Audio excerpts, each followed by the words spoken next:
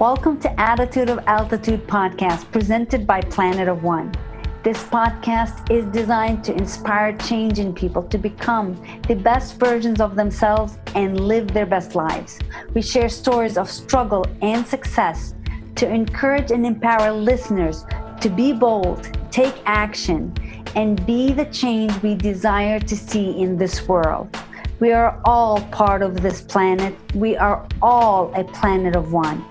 Know that your attitude determines your altitude in life. Welcome to the podcast. Hello, everyone, and welcome to Attitude of Altitude. I am actually filled with joy today because of the guest that we have with us today, Marcia Martin. Let me give you some of her background, because if I was to give you all of her background, we would be sitting here for days just letting you know who she is. So let me tell you some of the highlights.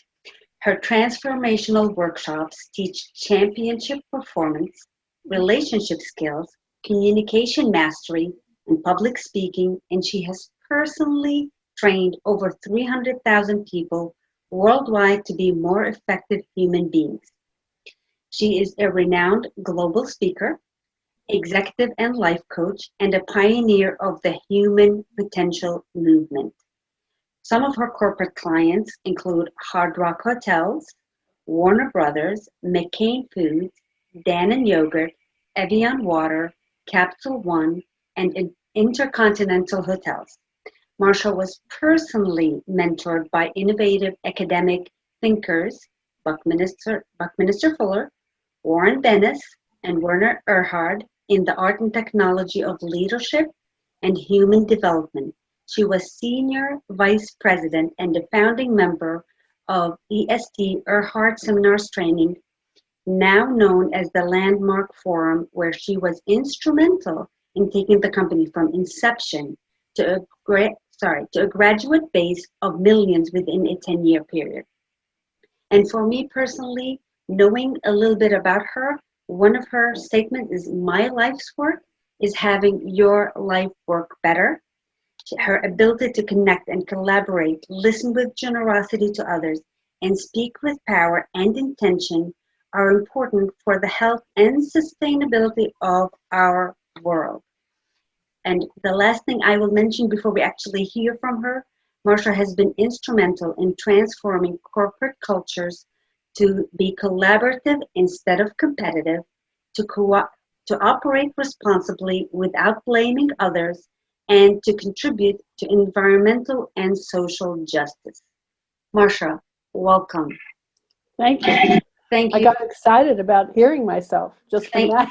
You know what? It really is amazing the things that individuals like you have created in this planet. And then when we have the chance to actually mention all of it, it really is heartwarming to see what one individual can begin to create and what one individual can do. So I wanted the audience to really get to know who Marcia is, because you've been at this for several decades where lots of things have occurred in our world from decades to now and the things that we're going through.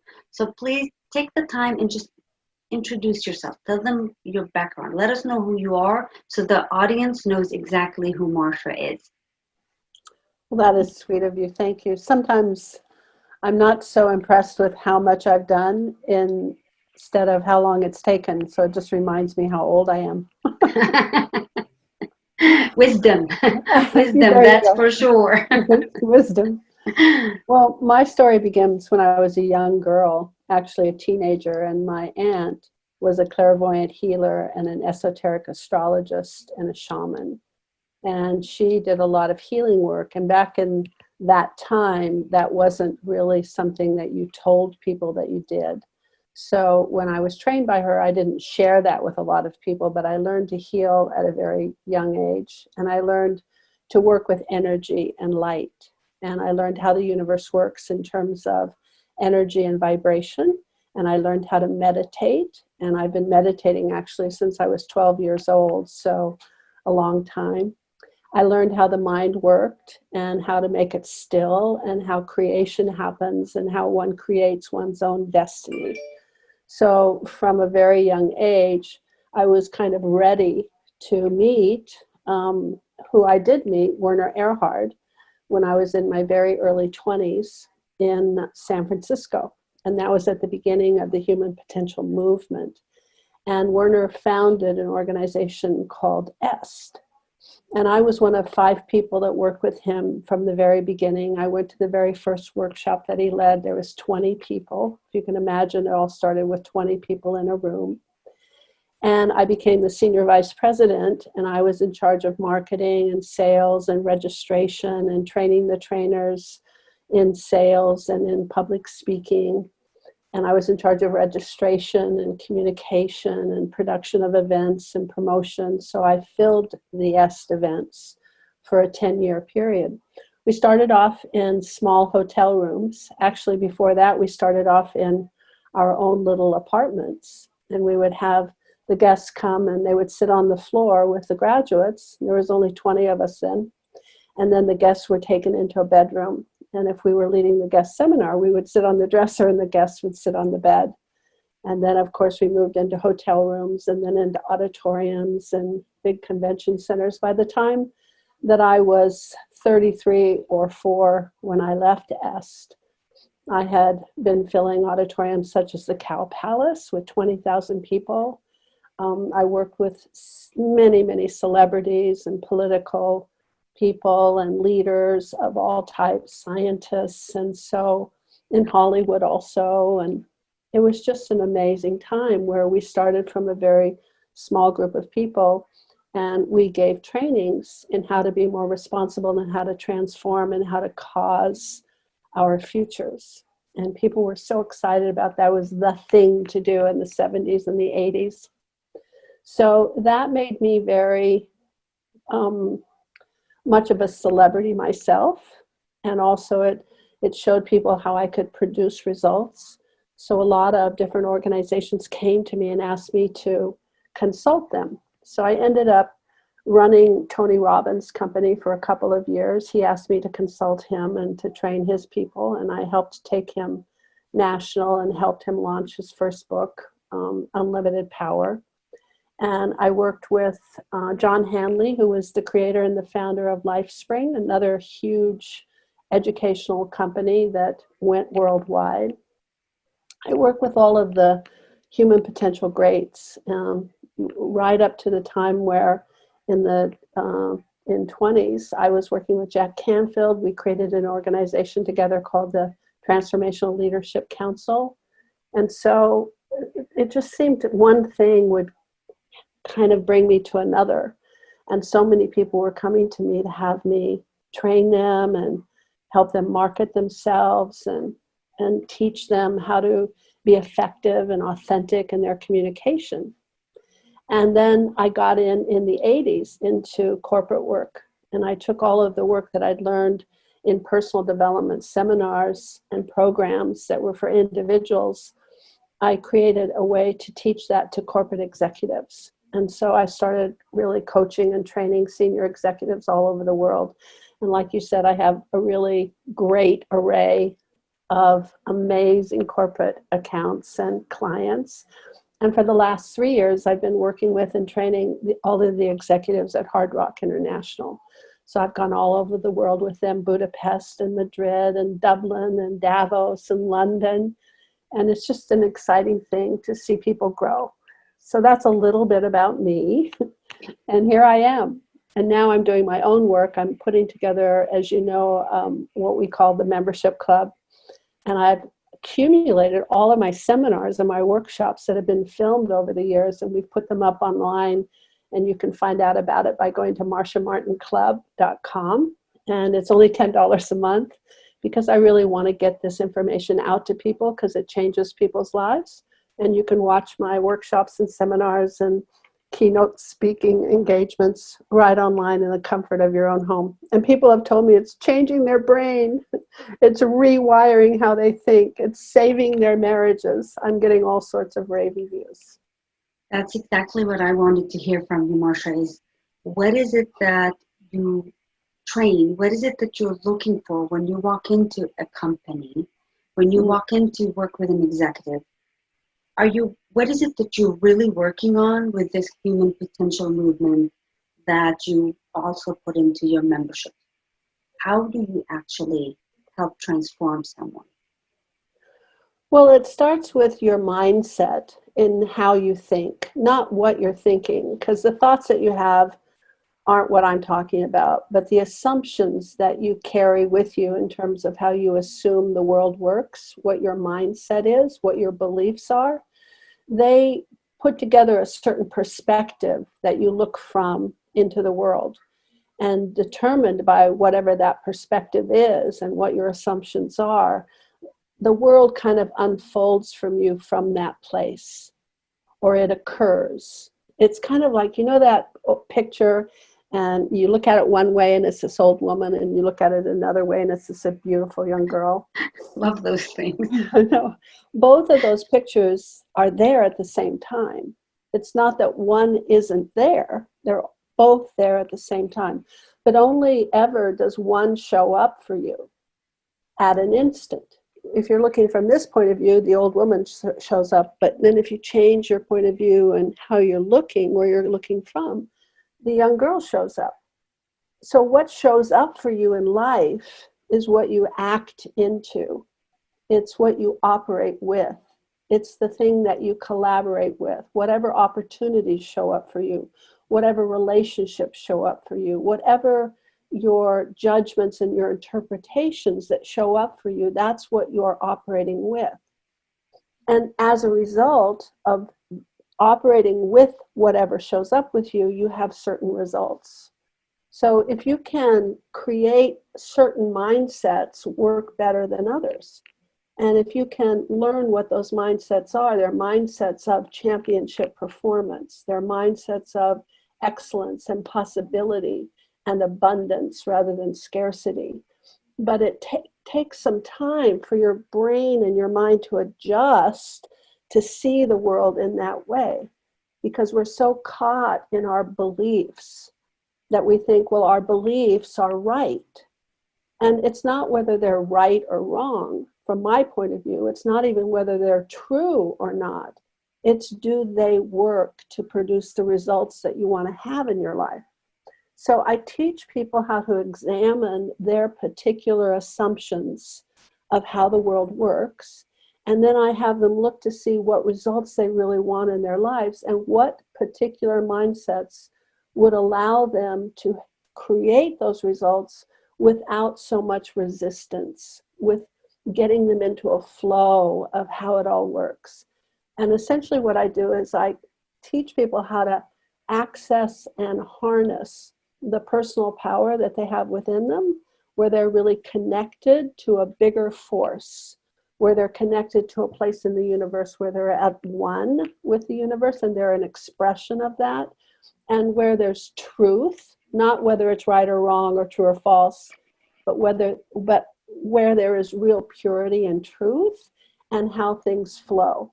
And when people operate from that place, whether they're an individual, a mom, an artist, or a corporate executive, then they can begin to create the world and the future that they want for themselves. So that's how I work with people. Where does the communication process come into all of this, and what people are taught versus how do we move forward in bringing more collaboration? Where does that come in to the way you teach and the way that you actually work with people? Well, if you consider how people are taught, let's take that first, and then I'll go into how communication comes into it.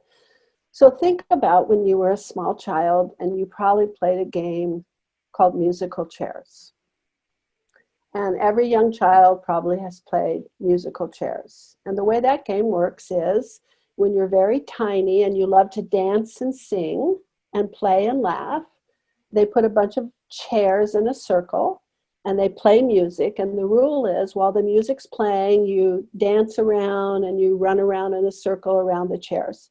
And then suddenly the music stops. And what they have done is taken one chair out of the circle. So there's one less chair than there are people.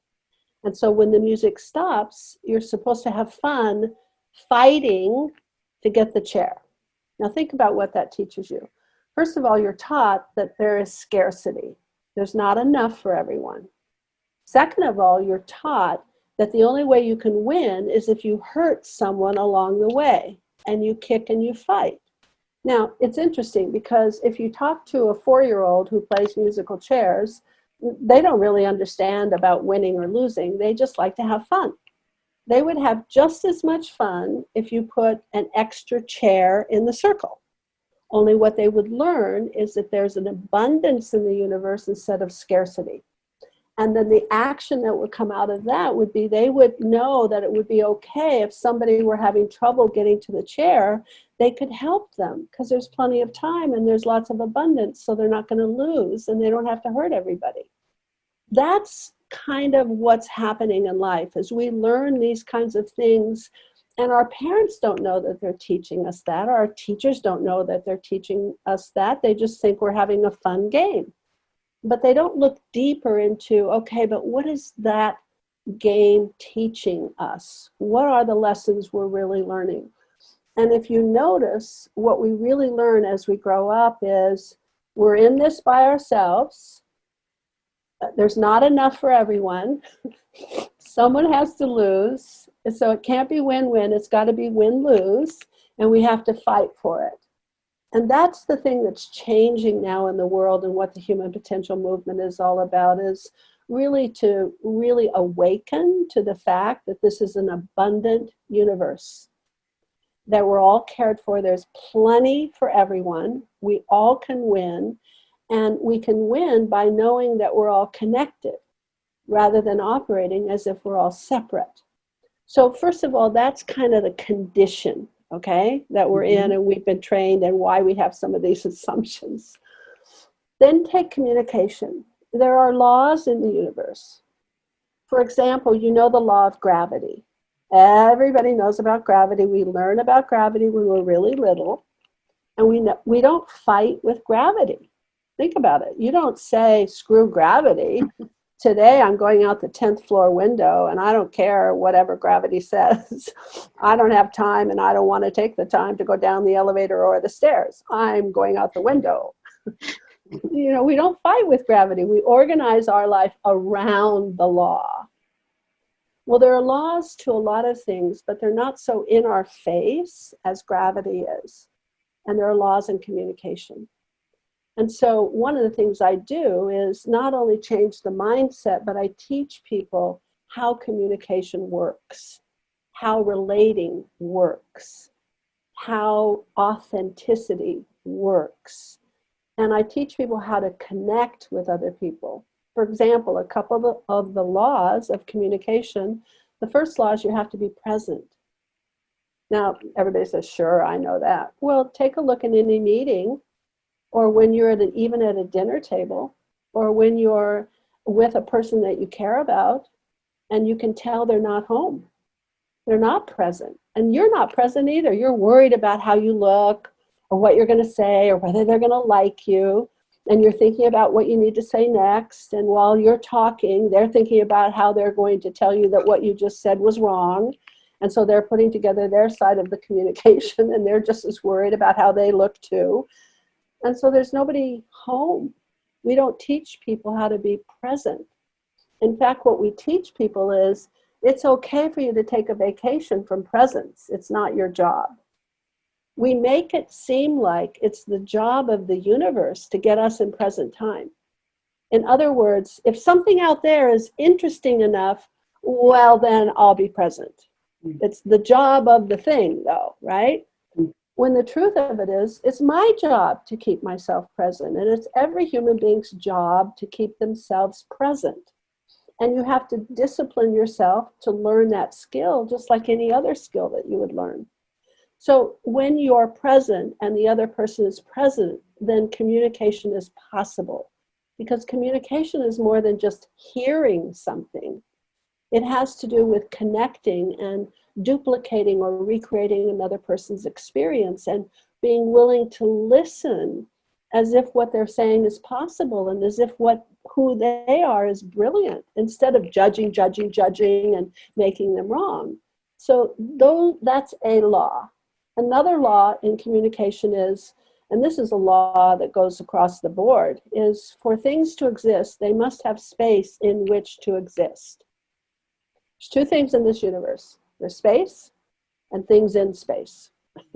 And if you want a thing to exist, whether it's a result or an opportunity or a connection, whatever, it has to have space first in which to exist in. So if I want to be heard, there has to be space within the other person in which I can put my communication so it can exist. If that person's filled up and there's no room, it doesn't matter how much I push and I shove and I talk. If there's no space in which my communication can exist, they're not going to get it. And vice versa. So I teach people how to create space in others and how to create space in themselves. And generally, it starts with people listening. You'd be surprised how people think communication is about speaking. I got to speak well, I've got to speak this way. And it really starts with listening. And most people aren't taught how to generously listen. And So I that really kind of wanted to comes hear all that. together. Yes, I wanted to hear that portion because you explained it so well, Marcia. And if someone was a visual, they could see how making space would make sense, that in order for communication to occur, you got to make the space for it to happen. So that explanation is very crucial to a lot of people these days as we are occupied with a lot of things that are happening. You've trained all over the world. You've seen different cultures. You've seen different countries, different ways. What are some of the commonalities that connect us, whether you're training in the States or overseas or anywhere else on this earth? What are some of the commonalities? Well, first of all, I would say there's a lot of differences before we get to commonalities. So, for example, I worked in Asia many, many years. I went to China before China was opened. My partner was a designer. We had a jewelry company where we marketed to wholesale clients, over 3,500 wholesale clients, fashion jewelry.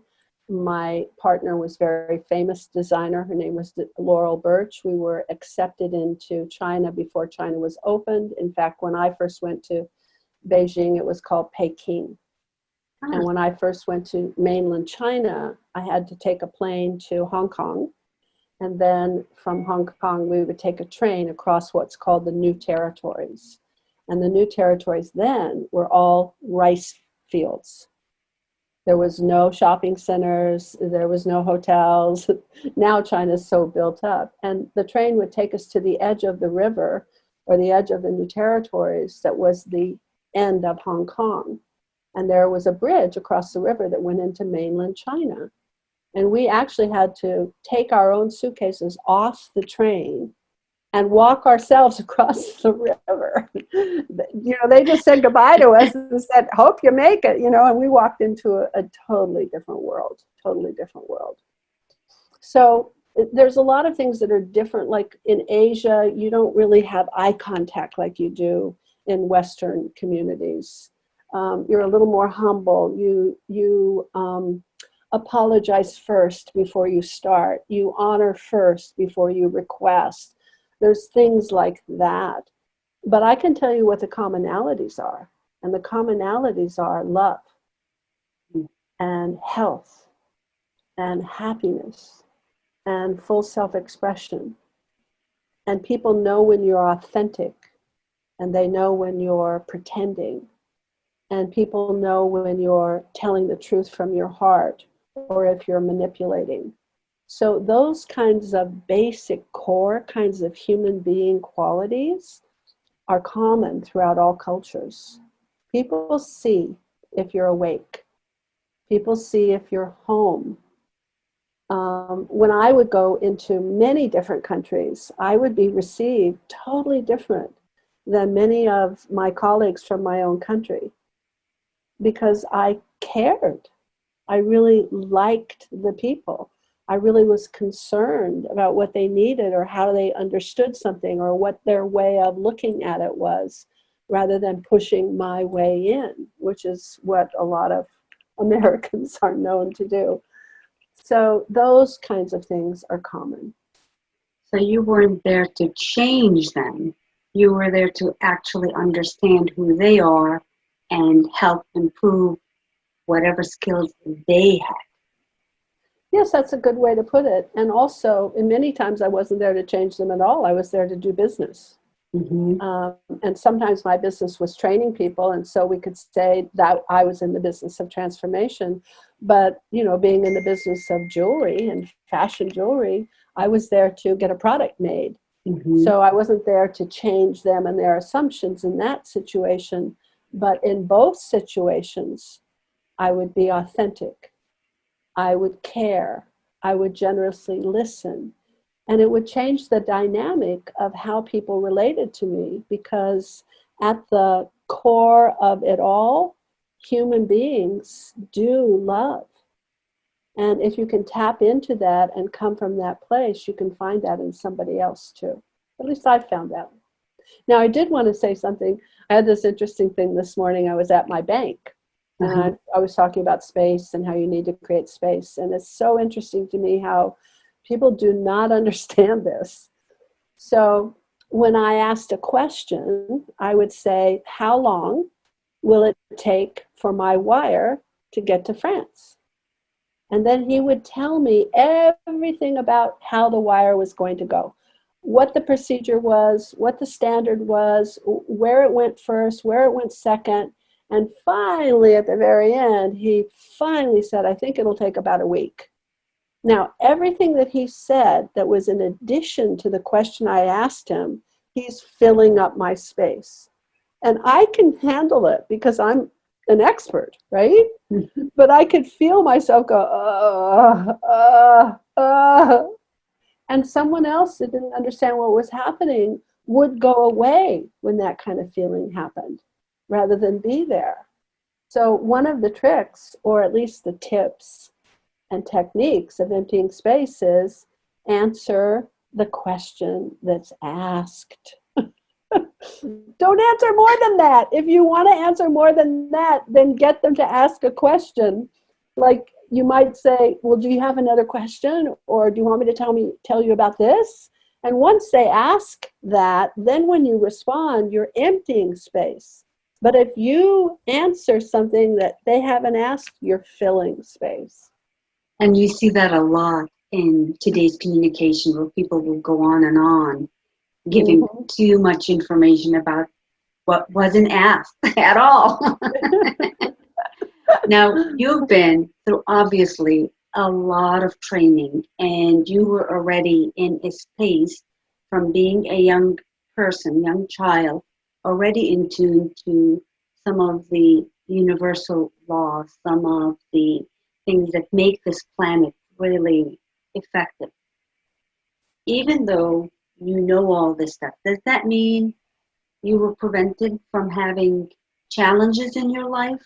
Does knowing the laws and being a great communicator all of a sudden make you like, ooh, everything in life is rosy all the time? No. And I can share with you that there's two ways that we learn. We learn through our mind and our understanding. How the mind learns is through understanding something. We learn how to produce a result through doing it, through practice. We learn that through our body. So think of it as you're taking piano lessons. And somebody can give you a book about piano and how it works and what the keys are and what the notes are, and you can get all that information, understand it, but it doesn't allow you to play the piano. You actually have to play the piano, and you usually have to start at the beginning, like with chopsticks. And you have to make a fool of yourself, and you have to practice, and you have to make mistakes, and then you have to do it again over and over and repetition, and then get better. And that's how the body learns. The body learns through repetition and practice. So in a life, take my life, there's lots of things I understood about how it worked. I read some of the greatest books that were ever written, and philosophy, and I learned about all the great world religions when I was a young girl. But that didn't mean that I could go through life and actually apply those lessons that I'd learned by understanding them. I had to do that myself, like every human being has to do it. So I've been through my ups and downs, and everyone goes through their own ups and downs. I think the difference between me, because I had the understanding, was that I looked at going through the ups and downs from a different perspective. So I looked at when things were horrible. And things have been horrible in my life. I've been through a divorce. My stepson committed suicide. I lost all my money, millions of dollars in 2008 in the world crash. All of those things happened to me too. I've lost my love of my life. Somebody's rejected me. I didn't get the job that I wanted. All of those things have happened. And I've had to go through the emotions of having them happen. So it's not like I don't feel depressed or upset or angry or all of those things. The difference is how I look at that is it's a gift that's given to me for a purpose of my growth. And so I'm willing to embrace it rather than resist it. I'm willing to hold it and not think I'm a bad person, but to look for what's the lesson here and how can I grow from this? And that extra perspective, I think, has really helped me. But no, for sure, I have not gone through life and it's all just been rosy because I happen to know all of this understanding. I really wanted the listeners to get that everything we learn is for our benefit to continue growing and become stronger. And as you go through your own journey, the understanding has allowed you to shift your own thinking in your own ways to keep moving forward. Well, I would say moving forward isn't always looks like it's moving forward. A lot of times I move forward and then 10 steps back because I resist like every other person. And I fight for what I think should be instead of allowing what is. So it's in that experience of going through that in a way that I'm not saying that because I know it's a gift that I handle it with grace. I get mad like everybody else and upset and throw things. And, throw temper tantrums and cry at night and wish things were different. It's just that in addition to that, while I'm doing that, there's this overreaching kind of understanding that says, look to see what the gift is here, or be willing to be sad now, be willing to be angry. Don't get lost in it, but be willing to go through the experience because you know through the great understanding that on the other side, there's a gift. And so I don't think I resist as much as most people resist. I kind of go with the flow. And that's another thing I think people should understand. Most people try to change the river. They want to change the way their husband is, or change the way their boss is, or they know all the answers of that other person and what they need to do to be a better human being. And we all have the answer for everyone else, right? And if we could just change them, we say, then our life would be great. Well, that's called changing the river. In other words, the people in front of you, you can't change. The only person can change anyone else is themselves. The opportunities that you have, you can't change. You have to deal with what you have before you can create something else. The situations, the circumstances, we call that the river. Stop trying to change the river. And what I focus on is I want to stay balanced in the boat that is going down the river. So I know I'm going to get knocked off center depending on how the river hits me. And my game is, how do I get back to center faster than I did before, and be present before I act, rather than trying to change the river. So it's also where my focus is. So I have this understanding about how it all works. And I have my focus on what's next. What's next? Not, why is it so? Who's to blame for it being so? Why can't it be something else than what it is so? I don't focus on that. I focus on what is so, and now what? And that seems to work better than the other focus. You're saying things that make complete sense, that can really alter our world. So today, with everything that's happening, there's plenty of fear, plenty of optimism also, and all kinds of different emotions that are going on in the entire world, not in one country. If you had the chance, as you are now, to speak to all of them and go, there's a couple of things that we can work on to make our world better, what would you be saying to them, Marcia? Well, to answer that question, I'm going to have to tell you how I perceive what's going on. Please do. And I have probably a different kind of perception than I would notice most people or have. I don't have fear about this. For me, this time has been coming and has been foretold for many thousands of years. We've heard from the indigenous tribes, from the Mayans, from the Aztecs, from all of the people that have wisdom, that there is a time coming where we'll have to make a choice, and where the world of our head, our science, our understanding, our greed, our this, what I need, what I want, all of that has to come together and live with our heart, the nature, and that we're all one. And how the indigenous tribes usually describe that particular prophecy as of the eagle and the condor. And they say that at some point, and they have said, this is the time. And many have said, this is the time. It's the end of the Mayan calendar, and so now this is the time. It's the age of Aquarius, so this is the time. So in lots of different disciplines, it says this is the time. And this is the time that we've been all waiting for, where transformation can take place. And transformation, most people don't understand transformation. Transformation really is like the caterpillar and the butterfly. I used to say that to people all the time. Oh, transformation is like when the caterpillar turns into a butterfly. Then I found out how the caterpillar turns into a butterfly, and it's not a pretty scenario. Caterpillar goes into the cocoon after it has eaten and eaten and eaten and eaten and eaten and done nothing to contribute to the world. All it does is eat. It gives nothing back.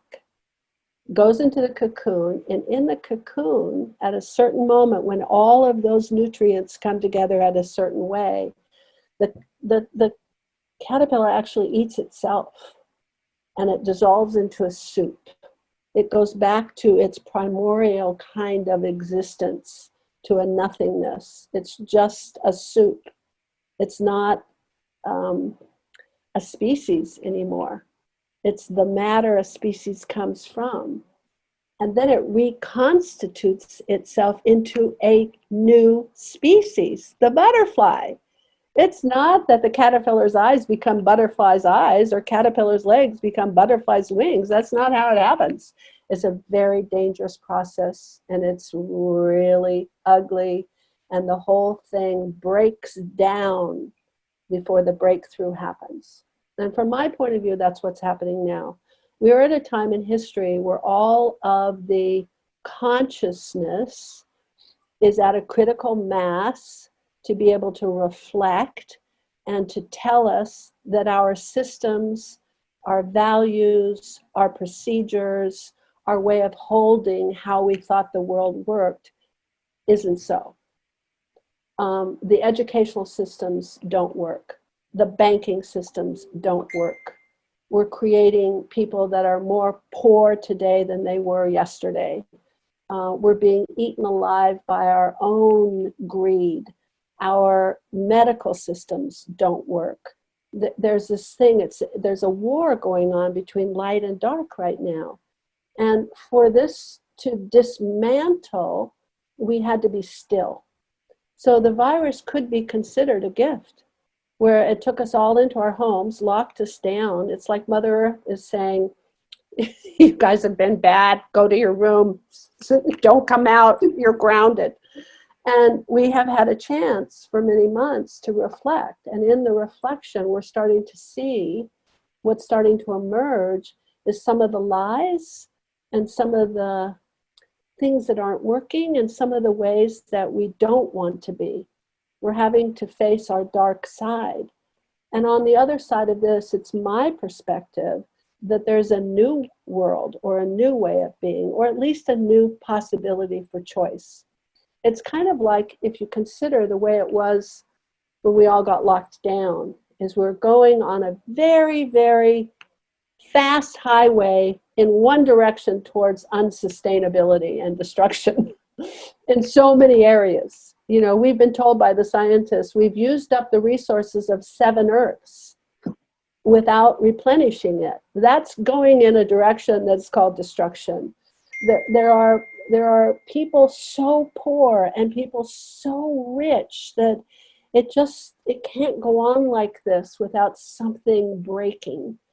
So in many avenues, these things that have been in place need to be dismantled, just like the caterpillar needs to be dismantled before the transformation can take place.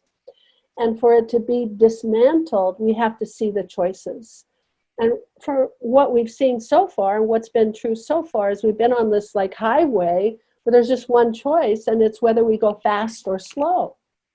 So yeah, okay, we'll create some more carbon or less carbon or this or that. So we'll go a little slower towards destruction, but we're still on the same road. That's still going to end up in the same place. And what's happening now is people are starting to emerge and see, wait a minute, there's other choices, there's other paths. Now, whether we take a new path is still to be seen. And how many people wake up and consider the possibilities to create a new way of living so that we can all come out of this as butterflies is still to be seen.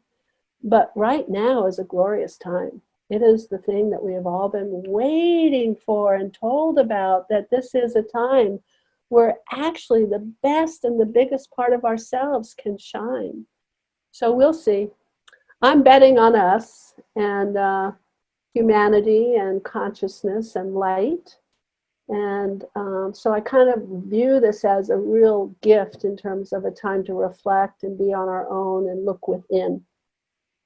I'm with you. To be looking within, right? Yes, I'm with you in that we are going to come out a better species, better humanity than where we were. And people are beginning to see that the change, we need to change, we need to evolve, we need to become a lot better connected for the world, as Buckminster Fuller said it, to be working 100% for all of humanity. Yes, Bucky was beautiful. I was so grateful I could have him as a personal mentor, and it really is Spaceship Earth. We're all living in the same house. So I love all these ideas and realities of being. Marcia, what is the best way for people to learn from you? Is it the membership club? Well, I think there are many avenues for people to learn. I would say for me, my best gift or my best way to offer for people to learn from the wisdom I have is through the club right now. We're expanding it, and it's going to have many interactive kinds of things. It's not going to be $10 a month forever, but right now you can go to marciamartinclub.com and you can watch my workshops. Now, I didn't know if it would work, because I was, I kept all these videos for years and years and years of all my workshops, because I thought I was going to transcribe them and write a bunch of books, which I probably still will do. However, one day, about 2 years ago, I realized, hey, I got this great idea. Why don't we upload them and put them on and edit them, and we'll have a Netflix Marcia Martin. So that's kind of what it is. It's like you get to go in and pick what you want to see of my greatest and best hits. And I didn't know if it would work, because I know it works in the room when I'm there live with you. I know how I speak is a very special way of speaking, and I make very complicated and complex kinds of concepts simple. And I know I have the gift to be able to take a brain and a mind and turn it and have it look at it differently and, you know, you can see it in the room when people go, ah, ah, ah. I hadn't seen it that way. And so there's a lot of insight going on, but miraculously it does work. I'm getting raves, and people are calling me and saying, you saved my marriage. I watched this particular video and I couldn't believe how it just woke me up. And they say things like, I think my brain is being rewired, and I'm going through life now saying, what would Marcia do? What would Marcia say? So it's really working, and that's the best thing I have right now to offer to people. And you know, in the comfort of their own home, they can watch a module and then another module, or watch a talk, or go through a seminar. They don't have to do it all in one sitting. But there are so many things in the universe right now that are gifts. This is the age of podcasts. Your podcast, look at this. We're talking and somebody's going to hear this and get touched by our points of view. And there's all sorts of beautiful things on special programs and documentaries now, and films that are being made. Anybody can make a film now, even a 4-year-old. So it's fantastic. Amazing. But I would say the thing that I have to give really right now is the club. And I wanted really listeners and viewers to understand that your teachings, they still work. They're about human potential. They're about the way we show up in the world, the way we react. So whether it was filmed yesterday or 2 years ago, that doesn't change how we deal with things, how we learn to deal with things. Am I saying it accurately? I think you're saying it very beautifully. Thank you. I had a couple of wonderful things happen. A person just found me and wanted to do PR for me, and he put me in press releases all over the world. And as a result, he interviewed me. And the interview technically broke down, and so we had to do it again 2 weeks later. Well, during that 2 weeks, once he found out that we had this club, he started watching the club because he wanted to ask me the right questions. And so by the time he did the second interview, he was saying, oh my God, the club is amazing. He said, I thought it was about teaching public speaking. And I thought it was about teaching sales. He said, but you're doing so much more. And that's the thing is, the club is really about changing how you think. And as a result, then you learn new expertise, because I do take you through lots of skill sets in terms of communication or relationships or public speaking or sales. And so you get that as a bonus, but it's something much bigger. It's something much bigger. And then another thing happened. I was walking in the grocery store and I get this call on my cell phone and I say hello. And this guy says, you probably don't remember me, but I took your course when I was 19. He said, I'm 65 now. I've been looking for you.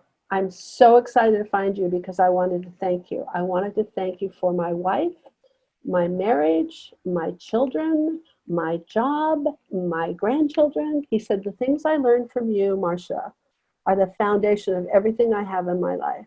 Well, I, of course, broke into tears in the middle of the aisle between canned soup and whatever else was there. But it is that way. The things that I have learned and that I'm passing on and that I am teaching are really profound ways of being. And out of the way of being, you learn how to act in certain ways and you have different results in life. So yes, it's evergreen.